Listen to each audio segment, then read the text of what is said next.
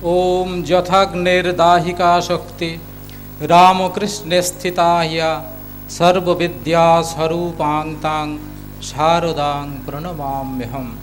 ओम शरणागत दीनार्त परित्राणपरायणे सर्वस्यार्ति हरे देवी नारायणी नमस्तुते।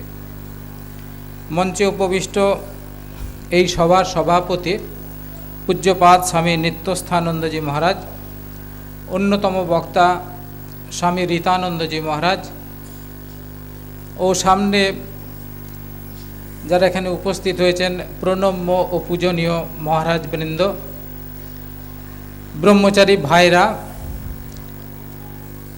ব্রহ্মচারী ভাইরা বলতে একটি কথা মনে পড়ে, একবার জয়রামবাটি থেকে কয়েকজন বেলুড় মঠ দেখতে এসেছিলেন।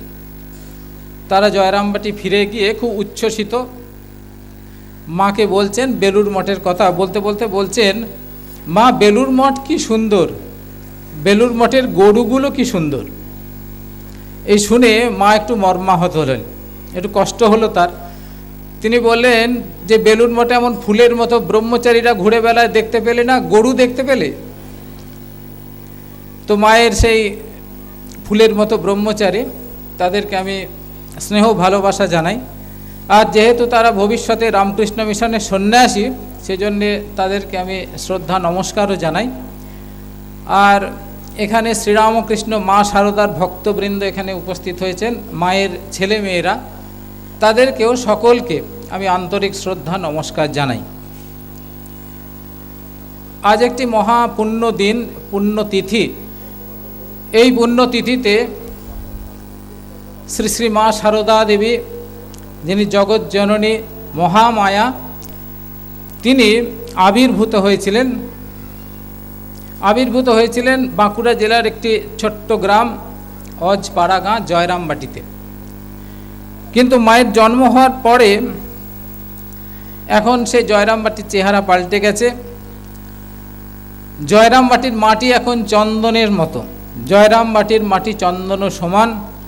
শ্রী শ্রী মা জয়রামবাটির মাটি প্রণাম করে বলেছিলেন, জননীং জন্মভূমিশ্চ স্বর্গাদপি গরীয়সী। আর আমরা এই পুণ্য স্থানে এখানে সমবেত হয়েছি, বেলুড় মঠ দেবভূমি। এইখানে মা এসেছেন, মা থেকেছেন, ভক্তদের কৃপা করেছেন, সাধু মহাত্মাদের আশীর্বাদ করেছেন। তার চরণধুলিতে এ বেলুড় মঠ আরও পবিত্রকৃত হয়েছে, ধন্য হয়ে গেছে। মহাপুরুষ মহারাজ বলছেন যে বেলুড় মঠ কি কম গো, সতীর শরীরের এক একটি অংশ এক এক জায়গায় পড়ে মহাতীর্থে পরিণত হয়েছে। আর বেলুড় মঠের সেই সতীর সমগ্র শরীরটি আছে, ওই যেখানে আমাদের মায়ের মন্দির, ওইখানে মায়ের সমগ্র শরীরটি আছে। তো সেই জন্যে বেলুড় মঠ অতি পুণ্য স্থান, সেইখানে আমরা সমবেত হয়েছি শ্রী শ্রী মায়ের জন্মতিথিতে। এখানে আমরা মায়ের জীবন ও বাণী সম্বন্ধে বলবো, শুনব। এই পুণ্য দিনে শ্রী শ্রী মায়ের জন্ম কথা যদি একটু বলা যায় তাহলে মোটেই অপ্রাসঙ্গিক হয় না। শিহর গ্রাম জয়রামবাটির একদম কাছেই, সেখানে মায়ের মা একবার গেছেন। সেখানে গিয়ে শরীরটা ভালো নয়, সন্ধ্যার সময় তিনি শৌচে গেছেন। জায়গা নির্ধারণ ঠিকমতো করতে না পেরে কুমোরদের যেখানে পোয়ান আছে তার অদূরেই তিনি বসে পড়েছেন। কিছুক্ষণ মধ্যেই তিনি শুনতে পেলেন ওই পোয়ানের দিক থেকে যে ঝনঝন শব্দ হলো। তারপরে সেই বেলগাছের শাখা থেকে একটি খুব ছোট্ট সুন্দরী মেয়ে, লাল চেলি পড়া, সে আমাদের ওই দিদিমার পেছন দিক থেকে গলা জড়িয়ে ধরে বলছেন, মা আমি তোমার ঘরে এলুম। দিদিমা অচৈতন্য হয়ে গেলেন, পড়ে গেলেন। কিছুক্ষণ পরে তাকে ধরাধরি করে ঘরে নিয়ে যাওয়া হলো। তারপর তিনি যা যা দেখেছেন শুনেছেন সব বলেছিলেন। আসলে আমরা দেখি অবতার পুরুষ যখন জন্মগ্রহণ করেন তখন তাদের জন্ম এবং কর্ম অলৌকিক হয়। গীতাতে তাই বলা হয়েছে, জন্ম কর্ম চমে দিব্যম। সব মহাপুরুষের ক্ষেত্রে দেখি অলৌকিক ঘটনা অনেক ঘটেছে। কামারপুকুরেও ঘটেছে। তাই মা নিজেই বলছেন যে আমার জন্ম ওই রকম করে, অর্থাৎ ঠাকুরের জন্ম যেমন করে তেমনি করে তারও জন্ম। কয়েকদিন পরেই শ্রী শ্রী মায়ের বাবা রামচন্দ্র মুখোপাধ্যায়, তার সংসারে অভাব, তিনি কলকাতায় গিয়ে কিছু টাকা পয়সা রোজগারের চিন্তা ভাবনা করছেন, ঘুমিয়ে পড়েছেন। একটি অপূর্ব সুন্দর স্বপ্ন দেখলেন। একটি খুব ছোট্ট মেয়ে, সে পিঠের উপরে গলা জড়িয়ে ধরে তাকে আদর করে বলছেন, আমি তোমার ঘরে এলুম। তারপর তিনি স্ত্রীর কাছ থেকে যখন শিহরের কথা শুনলেন এবং নিজের স্বপ্ন বৃত্তান্ত মিলিয়ে সৎ ব্রাহ্মণ, তার মনে হলো যে সত্যি সত্যি তার ঘরে একটি দেব শিশু জন্মাবে। সেজন্য দেখি যে তারা ভোগ সুখে উদাসীন থেকে পবিত্র দেহে পূত হৃদয়ে দেব শিশুর জন্মের জন্য প্রতীক্ষা করতে লাগলেন। হেমন্ত চলে গেল, শীতের প্রারম্ভে একটি খুব সুন্দর সময়। মাঠে মাঠে ধান কাটা চলছে, বাড়িতে বাড়িতে একটা সচ্ছল অবস্থা, বাড়িতে বাড়িতে নবান্নের জোগাড় হচ্ছে, পিঠে পুলির আয়োজন হচ্ছে। এমন একটি সুন্দর সময়ে শ্রী শ্রী মা জন্মগ্রহণ করলেন। তো এই যে বললাম জন্মকর্ম চমে দিব্যম, তো শ্রী শ্রী মায়ের জীবনেও দেখি যে ছোট থেকেই তার জীবনটি আধ্যাত্মিকভাবে দৈবভাবে পরিপূর্ণ, ছোট থেকেই আমরা দেখি। তো সেখানে তাকে সবাই সমীহ করে চলছে, সারদার থেকে যারা বয়সে বড় তারাও খুব সমীহ করে চলছে। তাদের মনে হচ্ছে যে এই মেয়েটি সাধারণ মেয়ে নয়। কামারপুকুরে এরকম হয়েছে, কামারপুকুরের লোক গদাইকে বলছে যে হ্যাঁ রে গদাই, তোকে কেমন ভগবান ভগবান মনে হয়। গদাইকে তুই বলে সম্বোধন করছে, কিন্তু আবার বলছেন তোকে কেমন ভগবান ভগবান মনে হয়। জয়রামবাটি তো এরকম হচ্ছে, সকলেই একটা তাকে সমীহ করে চলে। তারা বুঝতে পারে এই মেয়েটি আর 5 জনের মতো নয়, একটু আলাদা। একবার জগদ্ধাত্রী পুজোর সময়তে ছোট্ট সারদা জগদ্ধাত্রী মূর্তির সামনে বসে আছে, যেন ধ্যান করছে। তো পাশের গ্রামে এক ভদ্রলোক, তার নাম রামহৃদয় ঘোষাল, হলদে পুকুরে তার বাড়ি। সে ছোট্ট সারদাকে দেখে হকচকিয়ে গেছে। জগদ্ধাত্রী মূর্তি আর ছোট্ট সারদার মধ্যে কোনো পার্থক্য নেই, দুজনকেই একই মূর্তিতে তিনি দেখছেন। দেখতে দেখতে ভয় পেয়ে তিনি সেখান থেকে চলে গেলেন। এই ছোট্ট সারদা কত কাজ করছে, ছোট থেকে তাকে কত কাজ করতে হয়, রান্না বান্না করতে হয়, জমিতে মুনিশের জন্যে মুড়ি নিয়ে যেতে হয়, তারপরে দল ঘাস কাটতে হয়, গলা জলে নেমে মায়ের সঙ্গে জমিতে জমিতে তুলো তুলতে হয়, ধানের শীষ কুড়ুতে হয়, ভাইদের মানুষ করতে হয়, তাদের নদীতে স্নান করতে নিয়ে যেতে হয়, খাওয়াতে হয়, পড়াতে হয়, কত তার কাজ। তো এই কাজের মধ্যে সারা জীবন এই কাজের মধ্যে থেকেছেন, তাই তার নিজের মাও তাকে চিনতে পারছেন না। পরবর্তীকালে তার নিজের মাই তাকে বলছেন, তুই যে কে মা, তোকে কি চিনতে পেরেছি? তখন মা একটু কোপ দেখিয়ে বলছেন, বাইরের প্রকোপ দেখিয়ে বলছেন যে কেন, চিনতে না পারার কি আছে, আমার কি 4টে হাত হয়েছে? কিন্তু আমরা দেখি মা যাই বলুন, মা এই 4টি হাতে চতুর্ভুজ মূর্তিতে অনেককে দর্শন দিয়েছেন। এরকম ঘটনা অনেক আছে। একটি ঘটনা আমাদের মনে পড়ে যে চন্দ্রমোহন, সে উদ্বোধনে কাজকর্ম করে, বইপত্র নিয়ে গিয়ে যেখানে উৎসব হয় বিক্রি করে, বাজার দোকান করে। যে চন্দ্রমোহন সত্যি সত্যি খুব ভক্ত। তা একবার জয়রামবাটি কলকাতা যাওয়া আসা করতে হয়, তখনকার দিনে হেঁটে যেতে হতো, গরুর গাড়িতে যেতে হতো। এরকম একবার গরুর গাড়িতে যাওয়া হচ্ছে, মাঝে একটা রাস্তায় গরুর গাড়ি থামিয়ে সেখানে রান্না বান্না হচ্ছে, তারপরে খেয়ে দিয়ে আবার রওনা হতে হবে। মা এক জায়গায় বসে আছেন, তখন চন্দ্র তাকে গিয়ে ধরেছেন, মা তোমার আসল রূপটি আমাকে একবার দেখাতে হবে। মা বলছেন, আসল রূপ আবার কি আছে, এই তো আমি। না মা, তোমার আসল রূপ আমাকে একবার দেখাতেই হবে। খুব যখন নাছোড় বান্দা, আর মাও যেন একটু ভাবস্থ হয়ে গেছেন। তিনি বলছেন যে দেখো বাছা, আমি তোমাকে দেখাতে পারি, কিন্তু তুমি ভয় পাবে না। আর আমি যতদিন বেঁচে থাকবো তুমি যা দেখবে কখনো কাউকে বলবে না। তারপর মা যারা কাছাকাছি বসেছিল তাদেরকে বললেন, তোমরা একটু দূরে গিয়ে বসো তো, এর সঙ্গে আমার কিছু কথা আছে। এদিকে চন্দ্রমোহন তো হাত জোর করে বসে আছে। বসে থাকতে থাকতে বিস্ফারিত নেত্রে সে কি দেখছে, সে সারদার জায়গায় আর একজনকে দেখছে। অপূর্ব তার মূর্তি, লাল চেলি পড়া, মাথায় মুকুট, 4 হাত, হাতে অস্ত্র, জগদ্ধাত্রী মূর্তিতে চন্দ্র তখন তাকে দেখছেন। দেখতে দেখতে দেখতে দেখতে তিনি অচৈতন্য হয়ে পড়ে গেলেন। কিছুক্ষণ পরের মায়ের স্নেহ তাকে আবার হাত বোলাচ্ছেন, তার পিঠে হাত বোলাচ্ছেন, চন্দ্র সম্বিত ফিরে পাচ্ছে। এরকম একটা ঘটনা নয়, অনেকগুলি ঘটনা আমরা জানি যে মা সত্যি সত্যি চতুর্ভুজ মূর্তিতে, মা জগদ্ধাত্রী মূর্তিতে তিনি দর্শন দিয়েছেন, অনেককে দর্শন দিয়েছেন। কেউ তাকে কালী রূপে দেখেছেন, কখনো কখনো মা কাউকে কাউকে বলছেন যে হ্যাঁ আমি কালী। এরকম নানান অভিজ্ঞতা। ডাকাত বাবা, ডাকাত মায়ের কথা আমরা জানি। মা বলছেন, পরবর্তীকালে বলছেন যে ওরা কালী রূপে না কি যেন দেখেছিল। আবার রামেশ্বরে দেখি যে শিবের যখনই ঢাকনা খোলা হলো, মা বলছেন যেমনটি রেখে গেছি তেমনিটি আছে। এ হচ্ছে যে মায়ের মধ্যে এই আধ্যাত্মিকতা, এগুলি আমরা দেখতে পাই। আসলে বঙ্গভূমিতে বহুদিন থেকে সাধক সাধনা করেছে, তারা জগন্মাতার দর্শন পেয়েছে। কখনো কখনো দেখি যে এই দেবী মা কালী রামপ্রসাদের বেড়া বেঁধে দিচ্ছে। নানানভাবে কত সাধক তাকে নানানভাবে দর্শন করেছেন, উপলব্ধি করেছেন।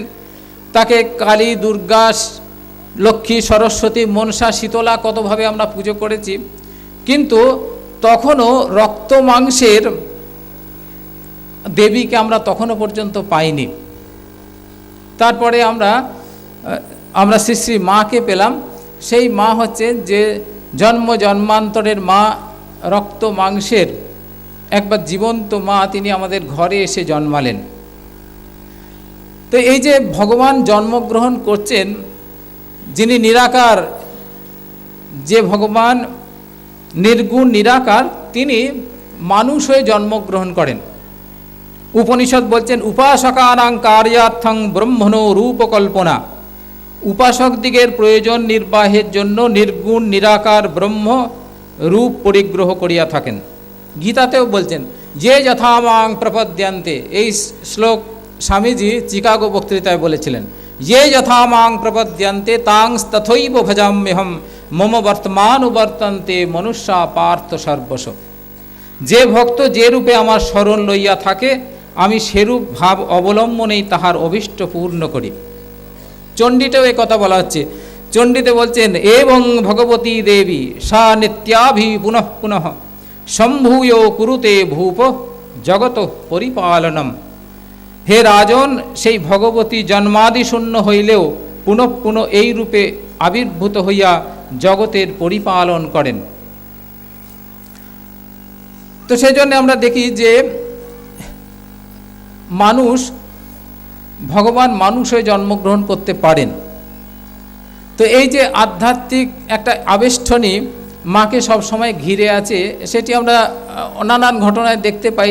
মা বলছেন যে ছোটবেলা থেকে তারই মতো একটি মেয়ে তার সঙ্গে সঙ্গে থেকেছে।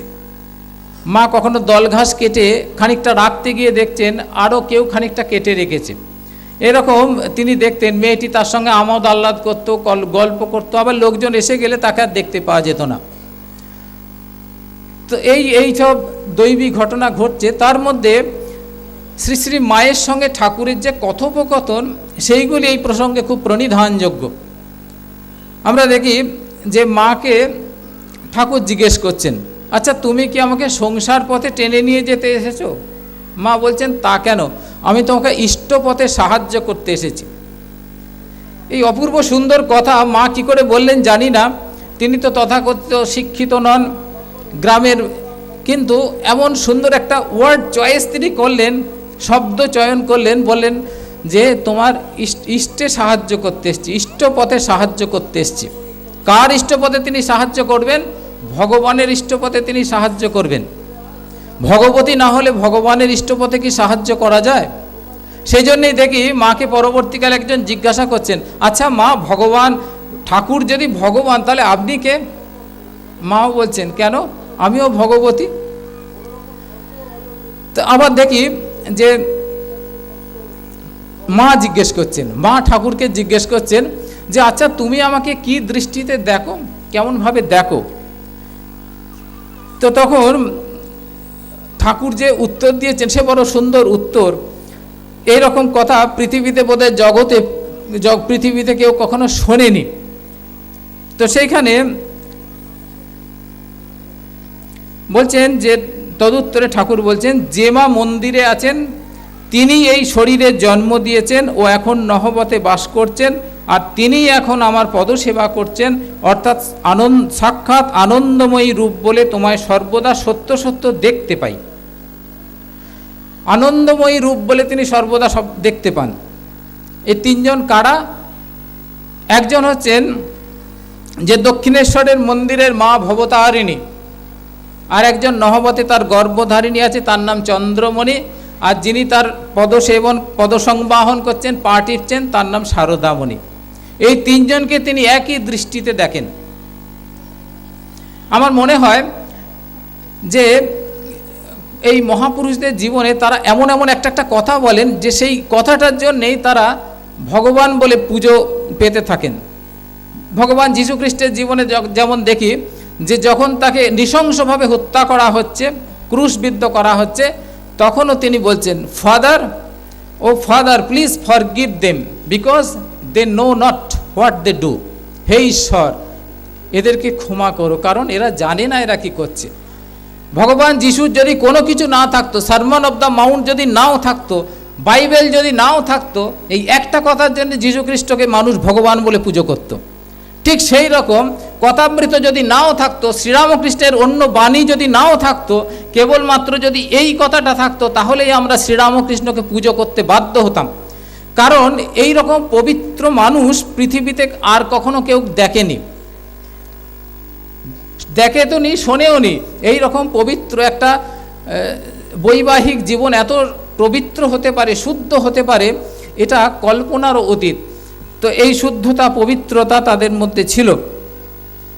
তো সেই জন্যে এই কথা যখন গম্ভীরানন্দজি মহারাজ লিখছেন, এমন গম্ভীর মানুষ, তিনিও এই কথা লিখতে লিখতে বিহ্বল হয়ে গেছেন। তিনি বলছেন যে হে পাঠক, এক্ষণে ভাবুন আমরা এই কাহাদের দৈবলীলা বর্ণনে অগ্রসর হইয়াছি। তো আমরা দেখি যে মায়ের যে জীবন, এই মায়ের জীবনের মধ্যে আমরা দেখি যে দৈবলীলা তার মধ্যে আছে, দৈবলীলাতে ভরপুর আছেন। তিনি জগৎ জননী।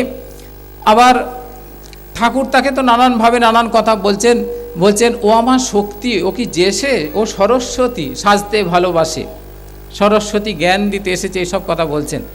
আবার দেখি স্বামী বিবেকানন্দ, তিনি বলছেন জ্যান্ত দুর্গা, মাকে বলছেন জ্যান্ত দুর্গা। যখন নরেন্দ্রনাথ ঠাকুরের কাছে আসা যাওয়া করছেন, তখন নাকি ঠাকুর একদিন জিজ্ঞেস করেছিলেন, হ্যাঁ গো, কলকাতা থেকে আসে, বড় বড় চোখ, ওই ছেলেটিকে তুমি দেখেছো, নরেন ওর নাম? মা বলছেন না, কই, আমি তো ওই রকম করে দেখি না কাউকে।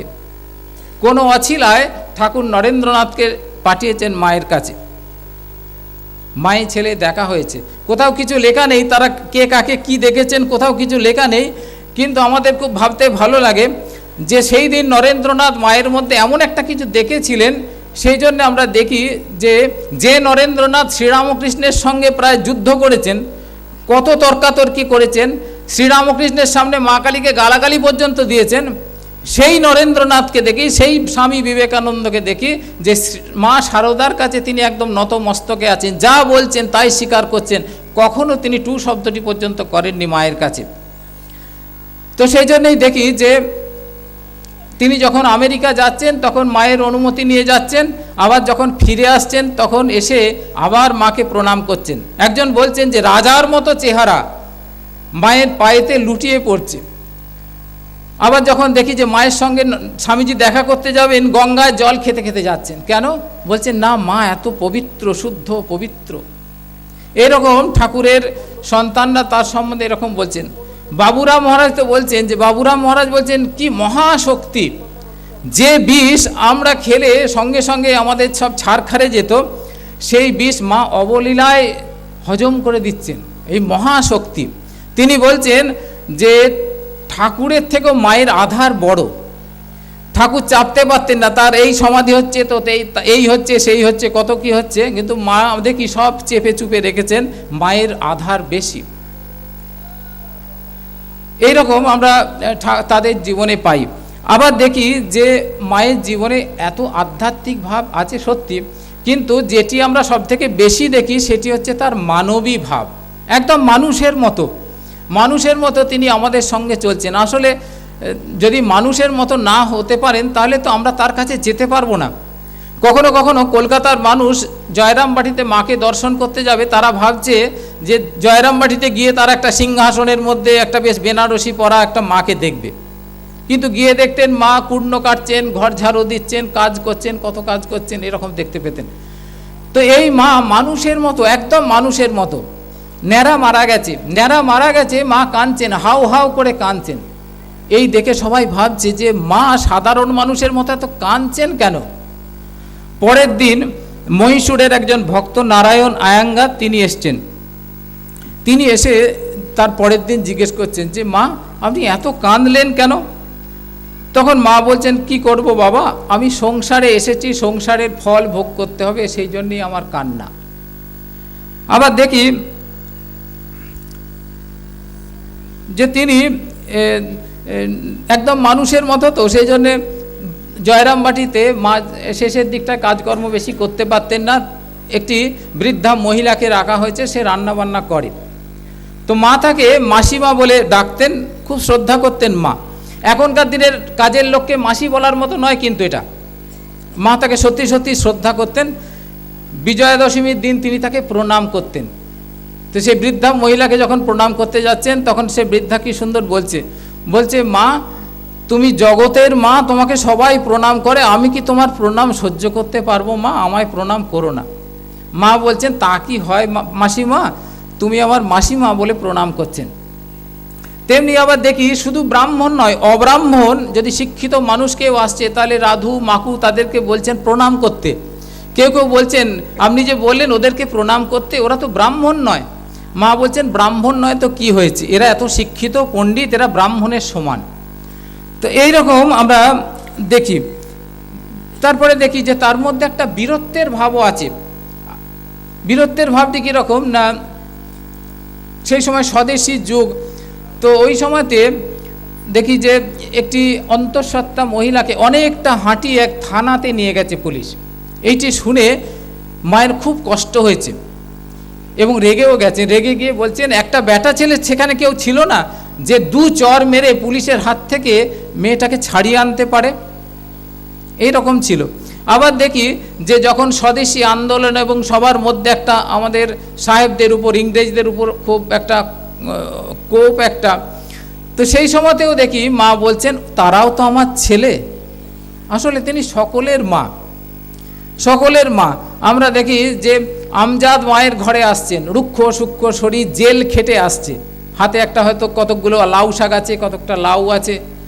সে এসে মায়ের সঙ্গে কথা বলছে, মা তাকে তেল মাখার জন্য তেল দিচ্ছেন, সে স্নান করে আসছে তেল মেখে, তারপরে তাকে এক পেট খাওয়াচ্ছেন, তারপরে এটা ওটা দিয়ে তার পুঁটলি বেঁধে দিচ্ছেন। তারপরে পান চিবুতে চিবুতে যখন আমজাদ ঘর থেকে বেরিয়ে যাচ্ছে, তখন আরেকটা মানুষ মায়ের স্নেহ ভালোবাসায় আমজাদ ডাকাত, সে যখন মায়ের কাছ থেকে যাচ্ছে, আরেকটা মানুষ শান্তি নিয়ে আনন্দ নিয়ে ফিরে যাচ্ছে। আমরা একটা দেখি যে আমজাদকে মা কখনো বলেননি তুমি ডাকাতি করো না, তাহলে কি হতো না আমাদের সঙ্গে এক হয়ে যেত, কন্ডিশনাল ভালোবাসা হয়ে যেত। তুমি ডাকাতি ছাড়ো তারপর তোমাকে ভালোবাসবো তা নয়, তুমি ডাকাত আছো তাতেও আমি তোমাকে ভালোবাসি। এই হচ্ছে যে মায়ের সর্বগ্রাসী ভালোবাসা, মাতৃত্ব। মায়ের এই মাতৃত্বের এলাকাতে আমরা দেখি তিনি ঠাকুরকেও ঢুকতে দিচ্ছেন না।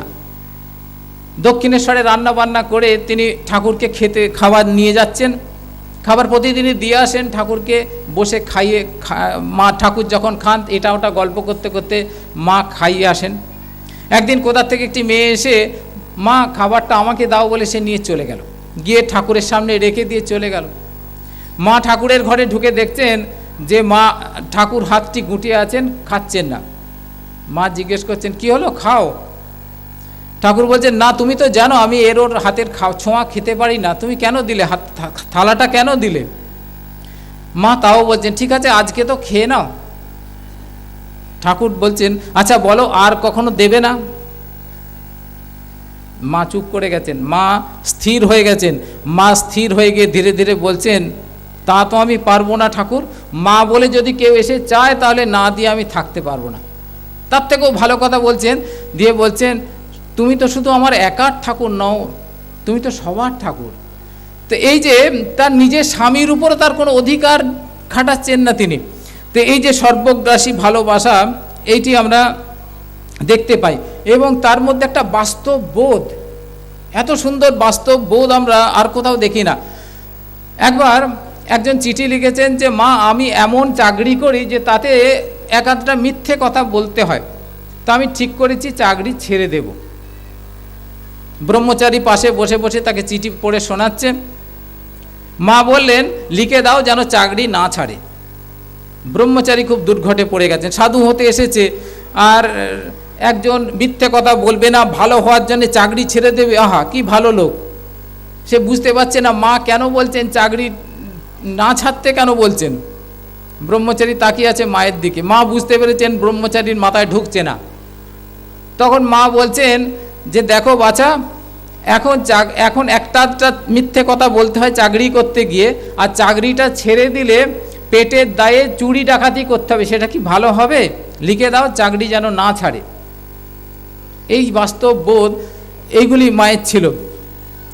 আবার আমরা যদি শুধুই দেখি যে মায়ের মধ্যে এই দৈবী ভাব ছিল, মা শুধু আমাদের মা, এইসব তো আছে, কিন্তু যারা খুব প্রাজ্ঞ মানুষ, পণ্ডিত মানুষ, তারাও মায়ের সম্বন্ধে পড়াশোনা করেছে, অনেকে পড়াশোনা করেছেন, কোথাও কোথাও লিখেছেন, তারা বলেছেন। তাদের মধ্যে প্রখ্যাত শিল্পী রামানন্দ বন্দ্যোপাধ্যায়, ডক্টর রমেশচন্দ্র মজুমদার, তারপরে দার্শনিক চিন্তাবিদ ডক্টর সর্বপল্লী রাধাকৃষ্ণান, কেনেথ ওয়াকার, বিখ্যাত বিচারপতি প্রশান্ত বিহারী মুখোপাধ্যায়, এরকম হাজারো নাম আছে। তো এই রকম মানুষেরা তারা মায়ের সম্বন্ধে কি বলছেন? তারা বলছেন যে মায়ের জীবন শুধু ধর্মসাধিকার জীবন রূপেই গুরুত্বপূর্ণ নয়, মনন এবং কর্মের ক্ষেত্রেও তার প্রেরণা মনীষীজন সমর্থিত। এবং তারা আরও বলছেন, তারা অনেক কিছু ভিতরে ঢুকে পড়াশোনা করেছেন, তো সেই জন্য তারা বলছেন এই যে আমাদের মঠ মিশনের ভক্ত কর্মীবৃন্দ, সন্ন্যাসী, শিষ্য সকলেই যে প্রেম প্রীতির বন্ধনে আবদ্ধ, তার মূলে শ্রী মায়ের জীবনব্যাপী ভক্তিনম্র সাধনা এবং দুঃখহর প্রেম প্রেরণা হিসাবে বিরাজিত। তো আমরা এই যে মঠ মিশন এত সব দেখছি এখন, এই মায়ের জন্যেই হয়েছে।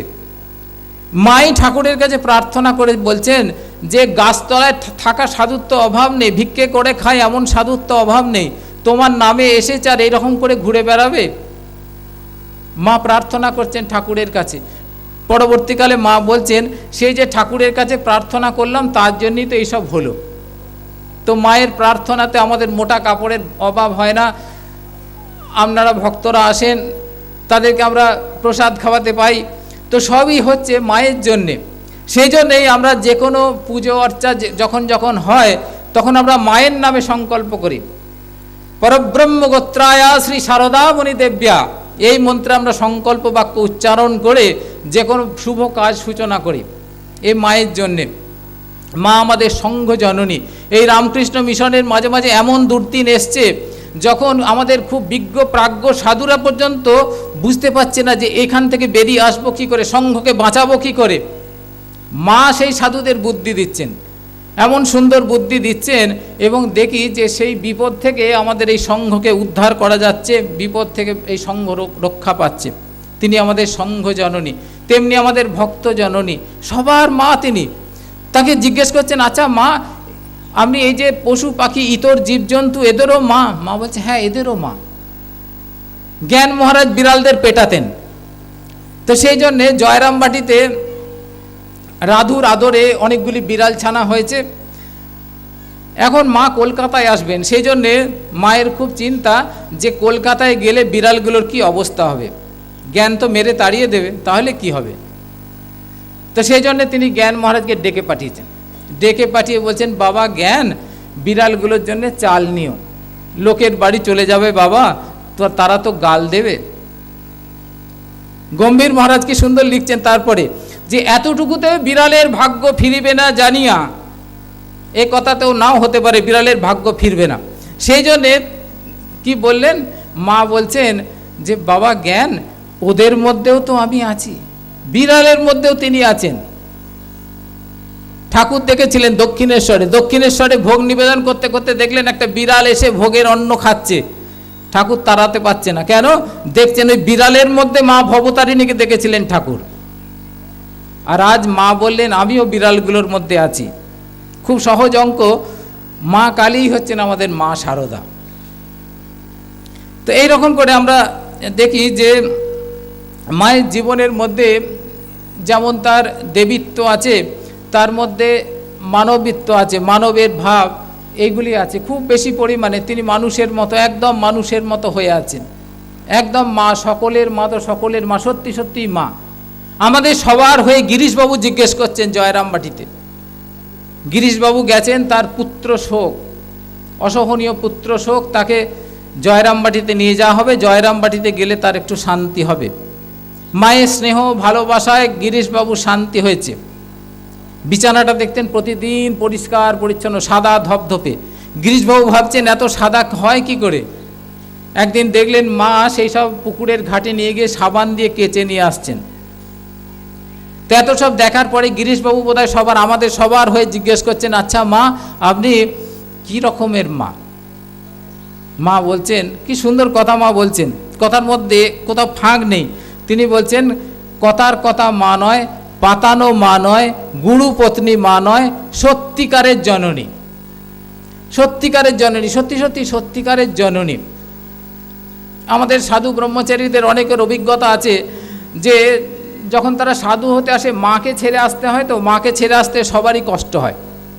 কিন্তু ওই মায়ের মন্দিরের সামনে মায়ের দিকে তাকিয়ে যখন ব্রহ্মচারী দাঁড়িয়ে থাকে, তখন তার ঠিক মনে হয় যে মাকে আমাকে ছেড়ে আসতে হয়নি, মা এইখানেই আছে। এইটি অনেক সাধু ব্রহ্মচারীর কথায় আমি শুনেছি যে তাদের সবার মনে হয়েছে যে এই মাই তার গর্ভধারিণী মা। মায়ের জীবনী পড়লে দেখা যায় যে এরকম ঘটনা অনেক আছে, যখন মনে হচ্ছে যে তাদের এই মাই তাদের গর্ভধারিণী মা। একবার আমাদের সাধুরা বাংলাদেশে রিলিফ করতে গেছিলেন। রিলিফ করতে গিয়ে একটি মুসলমানের চায়ের দোকানে একটা ছবি দেখলেন, বাঁধানো ছবি, বড় ছবি। সাধুরা খুব আশ্চর্য হয়ে গেলেন যে একটি মুসলমান তার চায়ের দোকানে মায়ের ছবি কেন বাঁধিয়ে রেখেছে। কৌতূহল নিবৃত্তির জন্য একজন সাধু জিজ্ঞেস করছেন, আচ্ছা এই যে ছবিটা বাঁধিয়ে রেখেছো, তুমি জানো এটা কার ছবি? বলে, আগে বাবু তা জানি না। রেখেছো কেন? না, একটা মেলাতে গেছিলাম, মেলাতে গিয়ে এই ছবিটা দেখেছি। আমার ছোট্টবেলায় মা মারা গেছে, মাকে দেখিনি তো, কিন্তু এই ছবিটা দেখেই আমার মনে হয়েছিল যে এইটি আমার মা। সেই জন্য এই মায়ের ছবি আমি নিয়ে এসে সেটি বাঁধিয়ে রেখেছি। এই রকমের তিনি। তো তিনি সবার মা, আর আমাদেরও মা, সাধু সন্ন্যাসীর মা, ভক্তের মা, তিনি সবার মা। বলছিলাম না যে তিনি ডাকাতেরও মা। তো এইরকম তারা ঠিক বোধ করছে যে হ্যাঁ সত্যি সত্যি তাদের মা। তো এই মায়ের আজকে পুণ্য জন্মতিথি, একটা আমাদের আনন্দের দিন। এখনকার ছেলেমেয়েরা বলবে আজকে মায়ের হ্যাপি বার্থডে। তো সত্যি সত্যি আজকে খুব আনন্দের দিন যে এই তিথিতে শ্রী শ্রী মা এই পৃথিবীতে এসেছিলেন, আমাদের জন্য এসেছিলেন। তো আমরা একটা মা পেয়েছি, সেই জন্যেই মা বলছেন যে জানবে তোমার কেউ থাকুক আর না থাকুক, তোমার একজন মা আছেন। বলছেন ছেলে যদি ধুলো কাদা মাকে, তাহলে মাকেই তো ঝেড়ে মুছে নিতে হয়। তো এতে আমাদের একটা স্বস্তি, একটা আশ্রয় যে আমরা যদি ধুলো কাদা মাখি, তাহলে মা পরিষ্কার করে নেবেন, মা বুকে টেনে নেবেন, মা তো আর পর হয় না। তো এইটি আমরা দেখি। তারপরে দেখি যে মায়ের যে এই যে মাতৃত্ব, এই মাতৃত্ব সম্বন্ধে প্রেমেশ মহারাজ তার গানেতে খুব সুন্দর লিখছেন। ধরণীর ভার হরিতে আবার এলে মা আদ্যা শকতি, নিখিল মাতৃ হৃদয় সাগর মন্থন সুধা মূরতি। যদি অনেক মায়ে, নিখিল বিশ্বে যত মা আছে, কালো মা, সাদা মা, দেশের মা, বিদেশি মা, যত মা আছে সব মায়ের মধ্যে স্নেহ ভালোবাসা আছে। তো সব স্নেহ ভালোবাসাগুলো যদি এক জায়গায় করে তাকে মন্থন করা হয় এবং সেইখান থেকে যদি একটি মা উঠে আসে, তাহলে সেই মাটি কেমন হবে? সেই মাটি আমাদের সারদা মায়ের মতো হবে, শ্রী শ্রী মায়ের মতো হবে। নিখিল মাতৃ হৃদয় সাগর মন্থন সুধা মুরতি। তো সেই রকমের মা, যে মায়ের মধ্যে স্নেহ ভালোবাসার অন্ত নেই, যিনি হাত বাড়িয়েই আছেন ছেলের জন্যে। জয়রামবাটিতে তিনি বসে থাকতেন, কবে তার ছেলে কবে আসবে। আর অজানা অচেনা লোকজন গিয়ে তাদের মনে হতো যে মা তাদের জন্য অপেক্ষা করছেন, সত্যি সত্যি মা অপেক্ষা করতেন এবং গেলেই তাদেরকে এত স্নেহ ভালোবাসায় আদরে গ্রহণ করতেন যে তারা অভিভূত হয়ে যেতেন। তো এইটি আমরা মায়ের জীবনে এইরকম করে পাই। তো এখন এই পুণ্য দিনে আমরা মাকে আর কি জানাতে পারি? মাকে প্রণাম জানাতে পারি। কীরকম করে প্রণামটা কীরকম করে করব, সেটাও আমাদের স্বামী বিবেকানন্দ শিখিয়ে গেছেন। একবার স্বামী বিজ্ঞানানন্দ মহারাজকে স্বামীজি জিজ্ঞেস করছেন, আচ্ছা পেশন, মাকে প্রণাম করেছো? বিজ্ঞান মহারাজ মায়ের কাছে খুব একটা ঘেঁষতেন না, আর যদিও ঘেঁষতেন ঢপ করে একটা প্রণাম করে চলে আসতেন। তো সেই জন্যই বোধহয় স্বামীজি তাকে জিজ্ঞেস করছেন, পেশন মাকে প্রণাম করেছো? বলছেন, না মশাই, যাওয়া হয়নি। যাও মাকে প্রণাম করে এসো। বিজ্ঞান মহারাজ প্রণাম করেছেন, ওই রকম ঢপ করে প্রণাম করে ঘুরে দেখেন স্বামীজি দাঁড়িয়ে আছেন। স্বামীজি বলছেন, পেশন মাকে এইরকম করে প্রণাম করতে হয়, মা জগৎ জননী, মাকে সাষ্টাঙ্গ প্রণাম করতে হয় বলে তিনি প্রণাম করে দেখাচ্ছেন। এ কি শুধু বিজ্ঞান মহারাজকে দেখিয়েছেন, এ আমাদের জন্যেও আমাদেরকে শিখিয়েছেন যে সত্যি সত্যি মাকে কেমন করে প্রণাম করতে হয়, আর মাকে প্রণাম করে কি বলতে হয় সেটাও আমরা স্বামীজির কাছে শিখেছি। স্বামীজির সেই রকম করে সাষ্টাঙ্গ প্রণাম করে আমরা স্বামীজির শেখানো প্রার্থনা মন্ত্র বলতে পারি, হে জগদম্বে, আমাদের মনুষ্যত্ব দাও, মা আমাদের দুর্বলতা কাপুরুষতা দূর করো, মা আমাদের মানুষ করো। এই রকম করে আমরা যদি প্রার্থনা করি তাহলে মা শুনবেন। ঠাকুর বলছেন যে ভগবানের কাছে আন্তরিকভাবে যদি প্রার্থনা করা হয়, ভগবান শোনেন। কি রকম করে বলছেন? মায়েরই বলছি শোনেন। তো এই রকম মা শুনবেন, যদি আমাদের সেই প্রার্থনা আন্তরিক হয় তিনি শুনবেন। মায়ের জীবদ্দশাতেও তার অনেক জন্মদিন পালন করা হয়েছে। সেখানে আমরা দেখি একবার জন্মদিনেতে তাকে খুব সাজিয়ে খেতে দেওয়া হয়েছে। তার জন্মদিন তো মা খাবার মুখে তুলতে পারছেন না। কেন না, তার ছেলেদের যে দেওয়া হয়নি এখনও। তারপর সব ছেলেদের বসানো হলো, তারা খাওয়া শুরু করেছে, তখন মা খেতে শুরু করলেন। আবার দেখি একটি জন্মদিনেতে সবাই পদ্ম ফুল নিয়ে মায়ের চরণে দিচ্ছে, পুষ্পাঞ্জলি দিচ্ছে। দেওয়ার পরে মা বলছেন যে আচ্ছা এর নামে দাও, ওর নামে দাও, যারা আসেনি তাদের নামে দিতে বলছেন। দিয়ে বলছেন যে যারা এসেছে যারা আসেনি, আমার আশীর্বাদ সবার জন্যে রইল, জানবে সবার জন্য আমার এই আশীর্বাদ রইল। তো মায়ের কাছে আমরা এসেছি, আবার ভবিষ্যতে কত হাজার হাজার মানুষ আসবে, তাদের জন্যেও মা আগাম আশীর্বাদ করে গেছেন। তো সেই ভরসা আমাদের, সেই ভরসা রেখে আর মায়ের কাছে প্রার্থনা জানিয়ে মা করতে করতে আমাদের বক্তব্য শেষ করি। ওম জননীং শারদাং দেবীম রামকৃষ্ণম জগৎগুরুম পাদপদ্মে তয়ো শ্রিত্বা প্রণমামি মুহুর্মুহু।